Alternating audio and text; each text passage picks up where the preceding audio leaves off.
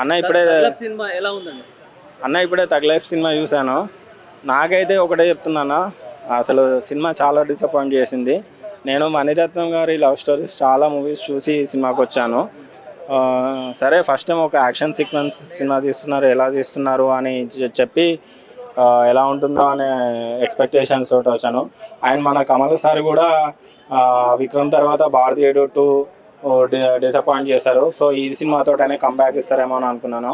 But 0.01% కూడా ఎక్కడ కూడా సాటిస్ఫాక్షన్ చేయలేదు. అసలు ఏ సినిమా కూడా నేను ఫస్ట్ హాఫ్ తర్వాత వెళ్ళాలని అనిపించదు, అది ఎంత వరస్ట్ సినిమా అయినా. బట్ ది ఫస్ట్ టైం నాకు ఫస్ట్ హాఫ్ అవుట్తోటే వెళ్ళాలనిపించింది. బట్ ఎక్కడనో చిన్న ఆశ సెకండ్ హాఫ్లో ఎక్కడన్నా కొంచెం హైపీ ఉంటుందేమో, కొన్ని యాక్షన్ సీక్వెన్సెస్ ఉంటాయి అని. బట్ అసలు ఎక్కడ కూడా ఆ స్కోప్ ఇవ్వలేదు. మరి ఈ లెజెండరీ డైరెక్టర్స్ మణిరత్నం గారికి, శంకర్ గారికి ఏమైందో తెలియదు కానీ అసలు స్టోరీ లేకుండా, స్క్రీన్ ప్లే లేకుండా తీస్తున్నారు. డెబ్యూ డైరెక్టర్స్ మాత్రం మంచి మంచి స్టోరీలు, సరే వాళ్ళు తీసిన రొటీన్ స్టోరీలు తీసిన స్క్రీన్ ప్లే తోటి అదరగొడుతున్నారు. మరి వీళ్ళకి ఏమైందో, మరి వీళ్ళ పస ఎక్కడ తగ్గిందో అర్థం కావట్లేదు.